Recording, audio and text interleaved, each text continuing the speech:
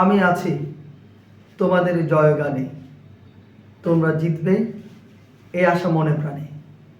প্রিয় শিক্ষার্থী সকলকে বিজয় সিংহের জন্য স্বাগত জানাচ্ছি।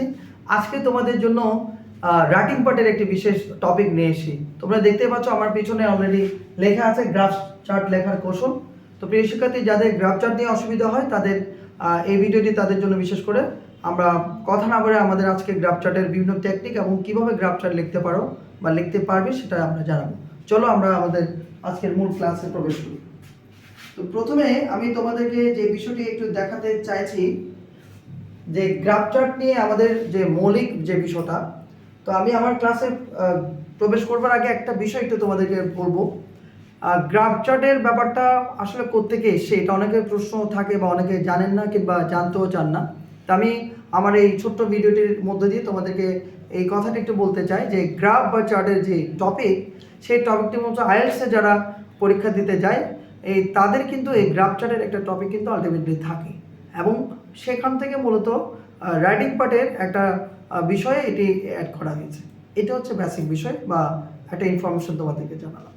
চলো আমরা আমাদের আজকে যে কীভাবে গ্রাফ চার্ট আমরা করব সেটি জানবার আগে বিভিন্ন রকমের যে গ্রাফ চার্টের নাম বা গ্রাফ চার্ট থাকে সেটা আমরা দেখব। যেমন দেখো, আমরা দেখতে পাচ্ছি এখানে আমি বলেছি যে graph and chart all in one, সব কিছু এখানে পেয়ে যাবে, ডোন্ট বি ওয়ারিড। তাহলে দেখো টেবিল গ্রাফ বা চার্ট হতে পারে, পিরামিডের হতে পারে, পাই চার্ট আমরা এটা দেখি খুব কমন আসে, এটা হিস্টোগ্রাম, এরপরে বার ডায়াগ্রাম এবং সর্বোপরি হচ্ছে লাইন চার্ট। এভাবে করে গ্রাফ চার্টের বিভিন্ন রকমের ভেরিয়েশনগুলো দিয়ে যে কোনো একটা প্রশ্ন আমরা আমাদেরকে সলভ করতে দিবে। তাহলে প্রিয় শিক্ষার্থী, এবার আমরা দেখব যে একটা গ্রাফ বা চার্টের জন্য তিনটা বিষয় আমাদেরকে জানতে হবে। সেই তিনটা বিষয় কি, যে বা লিখবার সময় আমাদেরকে তিনটা বিষয় খেয়াল করে লিখতে হবে।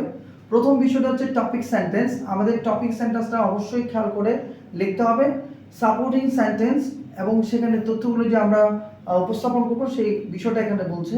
অ্যান্ড আমাদের সর্বোপরি যে বিষয়টা হচ্ছে কনক্লুডিং সেন্টেন্স। এই তিনটা বিষয় আমাদেরকে একটু মাথায় রেখে আমাদের গ্রাফ বা চার্টের বর্ণনাটা দিতে হবে। তো আমি তোমাদেরকে এখানে একটা বিষয় দেখাচ্ছি, একটা নমুনা এখানে দেওয়া আছে। তোমরা চাইলে এটি একটা স্ক্রিনশট দিয়ে রেখে দিতে পারো। আমি তোমাদেরকে আরো একটু টেকনিক্যালি বলে দেওয়ার চেষ্টা করব। এটা তোমরা চাইলে একটা স্ক্রিনশট নিয়ে নিতে পারো এবং আশা করছি এর মধ্যে নিয়ে নিয়েছো। তো এখানে দেখো কিভাবে কোন লাইনের সাথে কি দিবে। যেমন এখানে বলছে দ্য গ্রাফ শোজ দ্য, কি দিবে, এটা মূল বিষয়বস্তু বা যার উপর বেস করে গ্রাফটা লিখতে হবে সেইটা এই লাইনটার পরে তুমি অ্যাড করে দিতে পারো। এরপরে তুমি অ্যাকর্ডিং টু দ্য গ্রাফ বা চার্ট হলে চার্ট, অ্যাট ফার্স্ট গ্ল্যান্স এভাবে দিয়ে তুমি শুরু করতে পারো। যে কোনো একটা ধারণা যে পাচ্ছ সেটা এখানে লিখে দিলাম। এরপরে দ্য গ্রাফ শোজ দ্যাট কি দেখাচ্ছে সেই আরেকটু বিস্তারিত এখানে এরপরে লেখাটা শুরু করলাম। এরপরে আমরা দেখতে পাচ্ছি বিপরীত করে কোনো কিছু বোঝাতে বাট দিবা, তারপরে তার তথ্যগুলো এখানে লিখতে পারো। এরপরে হায়াবার এখানে আমরা দেখতে পাচ্ছি। এরপরে আবার দেখতে পাচ্ছি এগেইন, আমরা যদি আরো কিছু লিখতে চাই এগেইন দিয়ে লিখবো। তারপরে আরো কিছু অ্যাড করতে চাইলে নতুন আরো কিছু যদি আমরা যুক্ত করি তখন অলসো দিলাম। এবং সর্বোপরি দাস বা ওভারঅল দিয়ে আমরা চাইলে আমাদের যে গ্রাফ বা চার্ট আসবে সেটা শেষ করতে পারি। তাহলে তোমাদের আমি এই বিষয়টা আরেকটু সহজ করে বোঝাচ্ছি, একটু দেখো তোমরা। এই যে এখানে আমি তোমাদের জন্য লিখে রেখেছি কানেক্টরস। প্রিয় শিক্ষার্থী, তুমি কানেক্টরস ইউজ করে তোমার যে গ্রাফ বা চার্ট তোমাকে বর্ণনা করতে বলবে সেই কানেক্টরসগুলো তুমি কি ইউজ করবা সেটা তোমাকে আমি আবার একটু করে রিভিউ দিচ্ছি। যে প্রথমে তুমি গ্রাফ বা চার্ট দিয়ে শুরু করলাম, এরপরে লিখলা অ্যাকর্ডিং টু, যেটা একটু আগে বললাম। তারপরে তুমি যখন কোনো বিপরীত করে কিছু বোঝাতে চাইছো বাদ দিয়ে তোমার পরবর্তী লাইনটা শুরু করলাম। এরপরে একটা বিষয়ে যুক্ত হওয়ার সময় যে হায়ার একটা কানেক্টরস সেটা অ্যাড করতে পারবা। আরও কিছু যদি তুমি অ্যাড করতে চাও তখন অ্যাগেইন লিখলাম, এর সাথে আরও যদি কিছু দিতে চাও অলসো দিলাম। এবং ফাইনালি তুমি দাস দিয়ে শেষ করতে পারো, ফাইনালি দিয়ে শেষ করতে পারো, ওভারঅল দিয়ে শেষ করতে পারো। তাহলে এগুলো হচ্ছে কানেক্টরসের ব্যবহার। এছাড়া তুমি আরও বিশেষ কিছু কানেক্টরস তুমি চাইলে অ্যাড করতে পারবে। এগুলো হচ্ছে আমি কমন কয়েকটা কানেক্টরস বললাম, যেগুলো তোমরা এগুলো দিয়ে চাইলে তোমাদের বর্ণনাগুলো যুক্ত করতে পারো। এবার তোমাদেরকে আমি যে বিষয়টা একটু দেখাতে চাইছি, যে দেখো তোমরা এখানে একটা বিষয় আমি তোমাদের জন্য লিখে রেখেছি, যে বলছে কি একটি গ্রাফ বা চার্টের সাধারণত 4 ধরনের ট্রেন্ডস থাকে। মানে গতিবিধিগুলো বুঝবার জন্য একটা প্রবণতা বা একটা বিষয় আমরা এখানে দেখব গ্রাফ চার্টের জন্য। সেই 4টা বিষয় কি কি সেটার জন্য আমরা বলছি যে যার গতি বর্ণনা করতে আমরা চাইলে এই 4টা বক্স আমি তোমাদের জন্য করে রেখেছি, যেগুলো তুমি কোনো গ্রাফ বা চার্ট আসে সেই 4টা বিষয়ে তুমি এখানে উপলব্ধি করতে পারবা বা বুঝতে পারবা বা দেখতে পারবা। সেটা কি কি? ঊর্ধ্বমুখী। কোনো একটা গ্রাফ বা চার্টের ঊর্ধ্বমুখী তার প্রবণতাটা কি কেমন, সেটা ঊর্ধ্বমুখী যদি হয়, বাড়তে থাকে, তখন তুমি ক্লাইম্ব টু, ইনক্রিজ টু, এরকম দিয়ে চাইলে তুমি অ্যাড করতে পারো। এরপরে নিম্নমুখী, যখন কমে যাচ্ছে, হ্রাস পাচ্ছে, তখন তুমি লিখতে পারো ড্রপ টু অথবা রিডিউস টু দিয়ে তুমি সেটা অ্যাড করতে পারো। এরপরে যদি কোনো পরিবর্তন না হয়, অপরিবর্তনযোগ্য, যেটা একেবারে কোনো আনচেঞ্জ যেটা থাকবে, তখন তুমি লিখবা did not change. Did not হচ্ছে পাস্ট টেন্স হলে লিখবা। এরপরে রিমেইনড স্টেবল, এটাও চাইলে তুমি অ্যাড করতে পারো। এরপরে ওঠানামার করার ক্ষেত্রে তখন তুমি রেইজ অ্যান্ড ফল এইভাবে চাইলে এটা অ্যাড করতে পারো, অথবা ফ্লাকচুয়েট অ্যারাউন্ড দিয়ে তুমি চাইলে এটা যুক্ত করে বর্ণনা করতে পারো। তো এই শিক্ষার্থী, এটি হচ্ছে তোমাদের কিভাবে তুমি কানেক্টরস ব্যবহার করে তোমার যে গ্রাফ বা চার্টে যে হ্রাস বৃদ্ধি হচ্ছে বা কোনো পরিবর্তন হচ্ছে না, সেটা কিভাবে তুমি বর্ণনা করার জন্য কি শব্দটা ব্যবহার করবে, সেই ব্যবহারকৃত শব্দগুলো তোমাকে আমি খুব সহজে এখানে দেখাতে পারলাম। আশা করি তুমি এই বিষয়টি তোমরা জানতে পেরেছো। এবার আমি একটু তোমাদেরকে একটা গ্রাফ বা চার্টের নমুনা আমি এখানে নিয়ে এসে একটা প্রশ্ন আমরা সলভ করব। প্রিয় শিক্ষার্থী, তোমাদেরকে এইভাবে একটা গ্রাফ মনে করে পরীক্ষা দিল, কিভাবে তুমি সেই গ্রাফটা, এই যে তোমার যে টেকনিকগুলো বলছি, সেই টেকনিকগুলো দিয়ে কীভাবে লিখবা সেটাই এখন তোমাদেরকে দেখাবো। আমি তোমাদের এই গ্রাফটা সলভ করে দেওয়ার আগে একটা টেকনিক বা একটা ভুল বা একটা যে কনফিউশন, সেই কনফিউশন নিয়ে একটু কথা বলতে চাই। সেটি হচ্ছে, যেমন আমি একটা লাইন লিখছি, দেখো, the percentage of internet users is oblique আর, ধরো আমি লিখলাম 80%। এবার প্রিয় শিক্ষার্থী, এই লাইনটা আবার একবার পড়ছি, the percentage of internet users is oblique or 80%। Maximum সময় আমরা দেখেছি যে শিক্ষার্থীরা, তোমরা কিন্তু অনেক সময় তাড়াহুড়ো করে লিখতে গিয়ে লিখে ফেলো দুমদাম করে, এবং সেইখানের মধ্যে একটা ভুল হয়। আমি সেই ভুলটি তোমাদেরকে এখন দেখাবো। ইতিমধ্যে তোমরা হয়তো খেয়াল করছো যে কোথায় ভুল হয়েছে, তো আমার সাথে একটু মিলিয়ে নিতে পারো। প্রথমত দেখো, দ্য পার্সেন্টেজ যদি তুমি লিখে ফেলো, সেখানে কিন্তু কখনোই তুমি আর সেই পার্সেন্টেজটা সিম্বলিক্যালি লিখতে পারবে না। তাহলে সেই ভুলটা আর করা যাবে। যদি তুমি পার্সেন্টেজ না লেখো, তাহলে এখানে তুমি আর এটা সিম্বলিক্যালি এটা দিবা না। একটা ভুলে আমরা ক্লিয়ার করব। এরপরে খেয়াল করো, পার্সেন্টেজ যদি বলা থাকে অফের আগে, যদি এরকম পার্সেন্টেজটা যদি তুমি দিয়ে দাও, তখন প্লুরাল ভার্ব লিখতে পারবে না, তখন তোমাকে সিঙ্গুলার ভার্ব লিখতে হবে। অর্থাৎ ইজ লিখতে পারো, অথবা পাস্ট টেন্স হলে ওয়াজ লিখতে পারো, ঠিক আছে, অথবা তুমি হ্যাভ হ্যাজ ইউজ করলে হ্যাজ লিখতে পারো। সেই বিষয়টি তোমাকে খেয়াল করে লিখতে হবে। তার মানে আমি বলতে চাচ্ছি, পার্সেন্টেজ যেহেতু সিঙ্গুলার, আর সেই কারণে ভার্বটা হবে কি সিঙ্গুলার, প্লুরাল করে দেওয়া যাবে না। তাহলে এখান থেকে তোমার একটা প্রশ্ন থাকতে পারে, স্যার আমি প্রেজেন্ট টেন্স কখন করব, পাস্ট টেন্স কখন করব, এটা একটা প্রশ্ন হতে পারে। তাহলে আগে আমি যে কথাটা বলছি সেটা আবার একটু তোমাদেরকে বলে দিচ্ছি, যে পার্সেন্টেজ যখন আমরা লিখে ফেলবো, তখন সিম্বলিক্যালি এটা আমরা ইউজ করবো না, এক নাম্বার কথা। দুই নম্বর কথা হচ্ছে যে পার্সেন্টেজ যেহেতু সিঙ্গুলার, তাহলে আমাকে সবসময় সিঙ্গুলার ভার্ব দিয়ে করতে হবে। এখন প্রশ্ন হচ্ছে, আমি কখন প্রেজেন্ট টেন্স লিখবো, কখন পাস্ট টেন্স করব, সেটা তো আমি আর জানি না, ঠিক না? এটা একটা প্রশ্ন।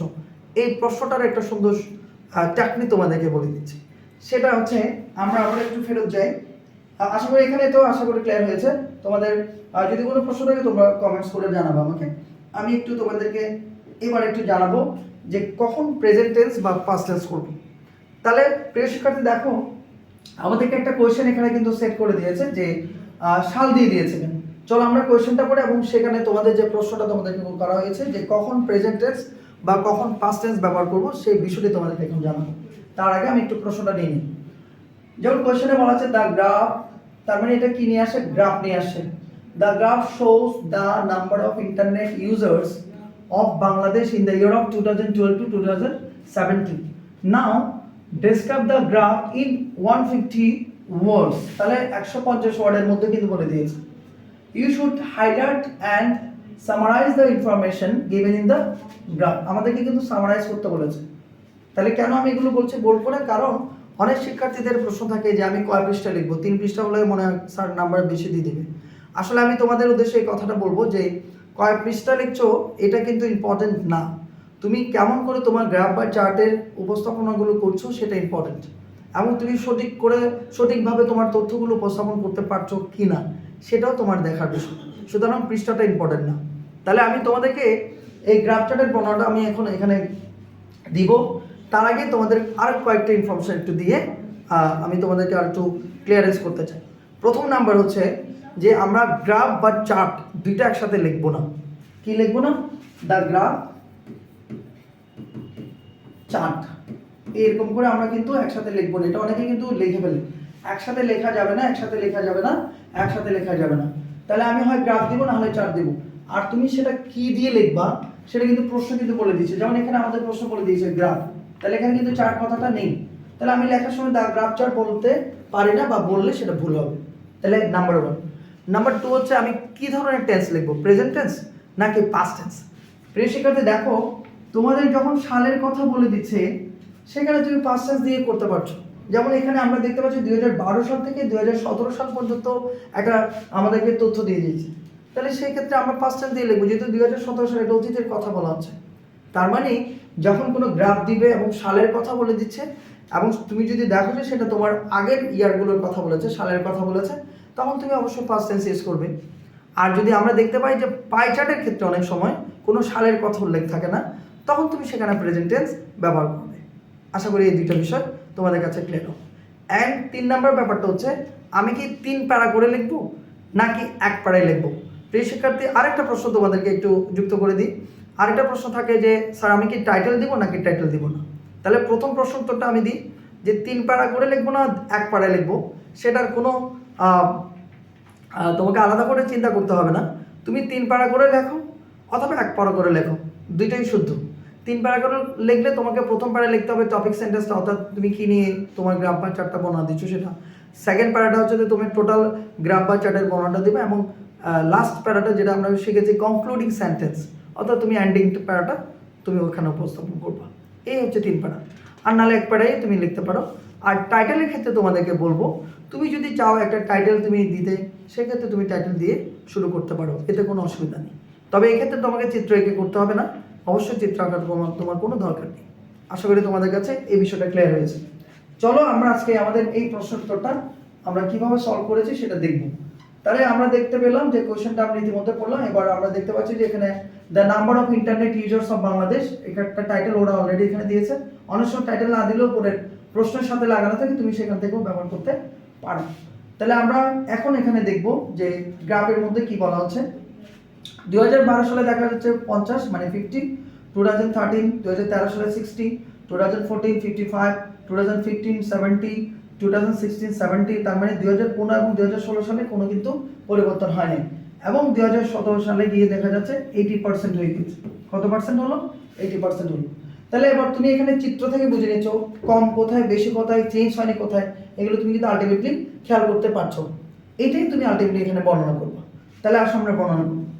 প্রথমে দেখো, তুমি চাইলে শুরুতেই যে প্রশ্ন লাইনটা থাকে সেটা দিয়ে তুমি শুরু করতে পারো, ফার্স্ট লাইনটাই, যাতে কোনো তোমার কোনো ধরনের গ্রামাটিক্যাল ভুল না হয়। যেমন এখানে বলছে দা গ্রাফ, তাহলে আমরাও দিলাম দা গ্রাফ। শোজ দিলাম, অনেক সময় শোজ নাও থাকতে পারে, আবার অনেক সময় এরকম থাকতে পারে দা গ্রাফ ভ্যালু এরকম করে দেয়। অনেকে কি করে ভ্যালুটা এখানে দিয়ে দেয়, তাহলে ভ্যালুটা তুমি এখানে দেবে না, এটা বাদ দিয়ে দেবা। লেখার সময় কিন্তু উত্তর লেখার সময় ভ্যালুটা আনার দরকার নেই, কারণ তুমি তো গ্রাফ বা চার্ট আঁকছো না। তাহলে লিখো কি the graph shows the number of internet users of Bangladesh. এই যে এখানে একদম প্রশ্নে লেখা আছে the number of internet users of Bangladesh. এবার চাইলে তুমি এটা এখানে লিখে দিতে পারো in the year of 2012 to 2017, এখানে তুমি চাইলে অ্যাড করতে পারো। এবারে তুমি লেখা শুরু করলা বর্ণনা, according to the graph or ডায়াগ্রামও তুমি চাইলে অ্যাড করতে পারো। ঠিক আছে, এই যে ফার্স্ট লাইনটাকে বলা হয় টপিক সেন্টেন্স, তুমি আলাদা করে ফেলতে পারো, একটা লাইন বা দুই লাইন করে। এরপরে বর্ণনা শুরু হচ্ছে। তাহলে আমরা এখানে দেখতে পাচ্ছি লোয়েস্ট, যেটা একদম যেটা সবচেয়ে কম, লোয়েস্টটা দিয়ে আমরা শুরু করছি। দ্য লোয়েস্ট পার্সেন্ট ওয়াজ দেওয়া হয়েছে, percent was in the year 2012। এই যে দেখেন 2012 সালে, দেখছেন সবচেয়ে কোথায় 2012 সালে কম। তাহলে আমরাও লিখলাম the lowest percent was in the year 2012 and it was 50%। তাহলে পার্সেন্টটা দেখেছো কিভাবে লেখা হয়েছে, খেয়াল করো। তাহলে ইট ওয়াজ 50%। এবার আমরা হাইয়েস্টটা দেখছি, দ্য হাইয়েস্ট ইউজার্স, এই যে ইউজার্স পুরাল, এই জন্য আমরা লিখছি the highest users were in the year 2017, is 17, and it was 80%. The graph shows that the internet users fluctuated, এই যে fluctuated মানে ওঠানামা করছে, around 50% to 80% from the year 2012 to 2017 একদম 2012 সাল থেকে 2017 সালে এটা ওঠানামা মানে আস্তে আস্তে কমে বেড়ে একদম বেড়ে গেল এটা বলেছেন 80% হয়ে গেল এবার আমরা বলছি in the 2012 the users were 50% এই যে বললাম and in 2013 the users were 60% এই যে 2013 সালের বর্ণনা during this period the users varied from 10% varied from কেন মানে 2012 থেকে 2013 সাল থেকে 10% বেড়ে সেটা বলেছেন আবার কিন্তু দেখো 2013 এর পরে 13 সালের পরে 14 সালে গেলে কিন্তু 5% কমে গেছে তাহলে তুমি এটা বর্ণনা দিতে চলে তাহলে কি লিখছো বাট এই যে বারটা দিলা বিপরীত ভাবে বলছো but in the next year 2014 the users dropped to এই যে drop to টা আমরা কিভাবে ইউজ করলাম দেখো কমে গেল না কত পার্সেন্ট হয়ে গেল 55% and it decreased তুমি ভেঙে দিলা এটা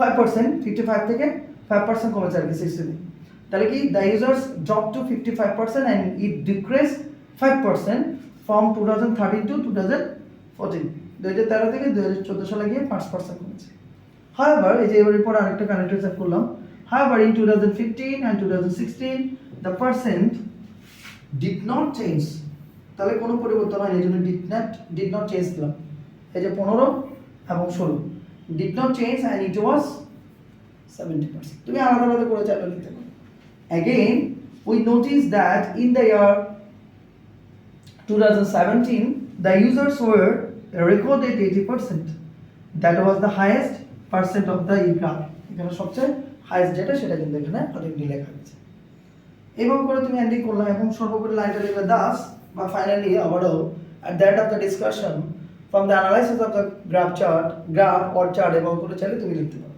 the graph shows the rise and fall of internet users of Bangladesh from 2012 to 2017 আশা করছি আমার এই ছোট্ট ভিডিওটির মধ্যে দিয়ে তোমরা মোটামুটি তোমাদের ইনফরমেশনগুলো পেয়েছো প্রিয় শিক্ষার্থী এইভাবে করে তোমাদের জন্য আমি চেষ্টা করছি যে সমস্যাগুলো তোমাদের আছে রাইটিং পার্ট বা গ্রামার পার্ট বা যে কোনো বিষয়ে ইংরেজির সেই বিষয়গুলোকে আমি আমার এই ছোট্ট ভিডিওর মধ্যে দিয়ে তুলে দেওয়ার জন্য তোমরা আমার সাথে থাকো এবং আমার বিভিন্ন যে ভিডিওগুলো আস্তে আস্তে তোমাদেরকে আমার এই ইউটিউবের মাধ্যমে দিচ্ছি সেই বিষয়গুলো তোমরা জানবে এবং তোমরা অবশ্যই কমেন্টস করে আমাকে বলবে তোমাদের কোন ধরনের ভিডিওটি দরকার কিংবা ভিডিওটা দেখে তোমার কেমন ধরনের বিষয়গুলো তোমাদের জানা হয়েছে সেটিও তুমি কিন্তু আমার কমেন্টসে গিয়ে জানিয়ে দিতে পারো প্রিয় শিক্ষার্থী এই পর্যন্ত আজকে তোমরা সুস্থ থেকো ভালো থেকো